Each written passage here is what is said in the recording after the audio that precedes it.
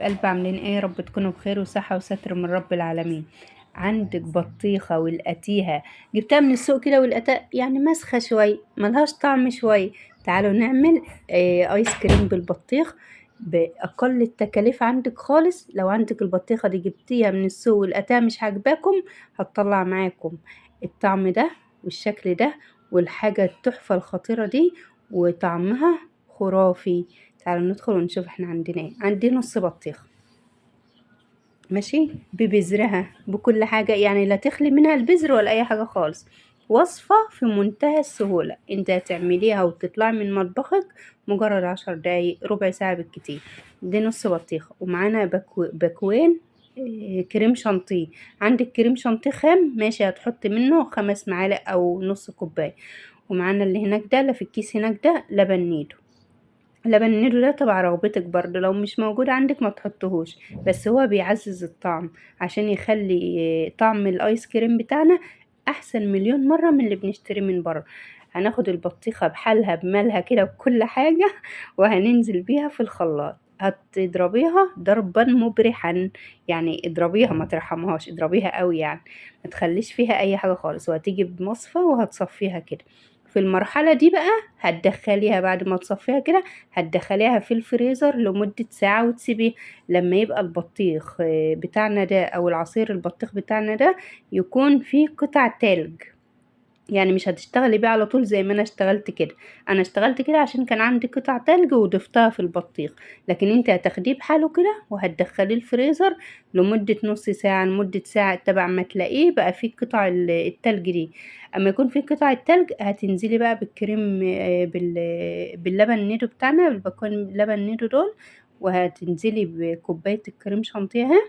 دي كوباية الا ربع عشان كان عندي نص بطيخة، لو انت عندك اكتر هتحطي كوباية مليانة او كوباية وربع كمان عشان يبقى متماسك معاكي وحلو. وهنحط 4 معالق سكر. طب ما البطيخ فيه سكر، طيب ما احنا ضفنا مية يبقى لازم هنحط سكر عشان يبقى الايس كريم بتاعنا مسكر، مش هيكون مسكر قوي وتبع الكمية اللي انت بتعمليها برضو. يعني هي الكمية ديت كانت نص بطيخة بس، فانا حطيت 4 معالق سكر. هننزل بهم في الخلاط المرة التانية. مش عايزة تنزلي بالخلاط المرة التانية دي، مش مهم الخلاط خالص، وهيبقى عندك هو في قطع تلج كده كده في قطع تلج. هيعمل معاكي فوم بالمضرب اليدوي. لو انت عايزة تشتغلي بالمضرب اليدوي على طول زي ما انا هشتغل في المرحلة التانية دي هتشتغلي بالمضرب اليدوي على طول، بس انا علشان اديله ضربة كمان في الخلاط عملته كده عشان ينعم اكتر. عندك ده لون غذائي او لون طعام قابل للاكل. هتروحي عند العطار هتقولي له انا عايزه لون طعام احمر، هيديكي بيتباع منه ب5 جنيه مش كتير يعني. وهتحطي تدريجيا ما تحطيش مرة واحدة، لان اللون ده لو كترت منه هيقلبها لك حمرا حمار لا مش طبيعي يعني. واحنا عايزين اللون بتاع البطيخ بس عايزين نعززه شوية صغيرين، نعزز اللون بتاعنا شوية صغيرين. وهتضربي الخليط ده بالمضرب لما يعمل معاكي فوم بالطريقة دي. هو مش هيبقى كريمي قوي، هو هيبقى سايل برضه، بس هندخله الفريزر ونسيبه لمدة 6 ساعات.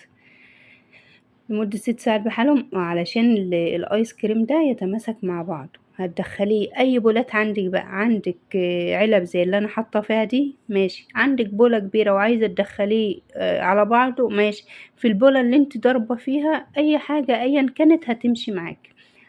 لو انت عايزة تحطيه مثلا في بولات صغيرة من اللي هي بتشترى بتاع الايس كريم وتطلعيها كده على قد الفرد بفرده، دي هتكون معاكي ممتازة برضو وجميلة. هنقفل عليه وهندخله التلاجة لمدة 6 ساعات ونطلعه تاني. 6 ساعات مش كتير يا هنا؟ لا مش كتير، علشان الخليط بتاعنا ده يتماسك مع بعضه ويبقى احلى من الايس كريم اللي بنشتريه من بره مليون مرة، وحاجة عاملاها بجودة نظيفة ولعيالك بايدك. ولو البطيخة بتاعتنا كده كده ما كانتش هتتاكل ومش عاجبانا وطعمها مش عاجبنا، احنا حولناها الايس كريم علشان احنا مش عايزين نرمي اي حاجة. الحاجة كلها بقت غالية يا جماعة، ما عادش حاجة رخيصة. اما تلاقي بطيخة كده ملهاش طعم او مسخة او عيالك يعني كلوا وشبعوا بألف هنا وصحة ودي باقي، هتلم البواقي بتاع عيالك وهتعمليها كده وهتجددي لهم. يعني بدل ما تروح تشتري ايس كريم من بره، البطيخة بتاعتنا اللي باقية بشوية اضافات بسيطة من عندنا من البيت وعملنا لهم احلى ايس كريم. شفتوا بقى؟ متماسك، طعمه جميل جدا، جدا جدا. طعم اللبن النيدو كان فيه حلو قوي قوي. كل المقادير اللي فيه مظبوطة، وامشي على المقادير واحدة واحدة زي ما انا ماشية عليها، وان شاء الله هتطلعي احلى نتيجة بإذن الله، وهتكوني احسن مني مليون مرة. شفتوا تماسك الايس كريم جميل وبسم الله ما شاء الله، وكان طعمه تحفة بصراحة.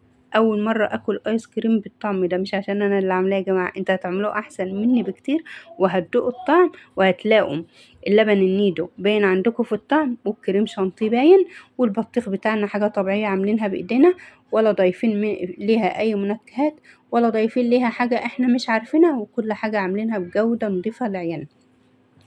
والجو حر بقى، ومن هنا جاي عايزين احنا ايس كريم، وعايزين عصاير، وعايزين الحاجات دي كلها. يعني دايما بيتك يبقى مليان بالخير يا رب العالمين، احنا وانتوا المسلمين. تكات بسيطة واضافات بسيطة خالص من قلب البيت، وعملنا اكلنا العيلة كلها. ما كانتش الكمية دي بس يا جماعة، ده انا بس وريتكم بس 4، لكن بسم الله ما شاء الله العلبتين دول اكلوا حوالي 11 فرد بالطريقة دي كده. بسم الله ما شاء الله، بألف هنا وصحة لكل اللي أكل منها.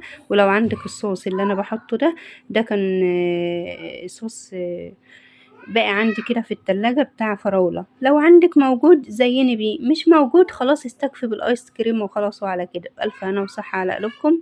لو الوصفة بتاعتي عجبتكم اعملوا لايك واشتراك للقناة، وفعلوا لي زر الجرس عشان أكبر بيكم إن شاء الله، ويوصل لكم كل جديد. مع السلامة في فيديو جديد إن شاء الله. باي.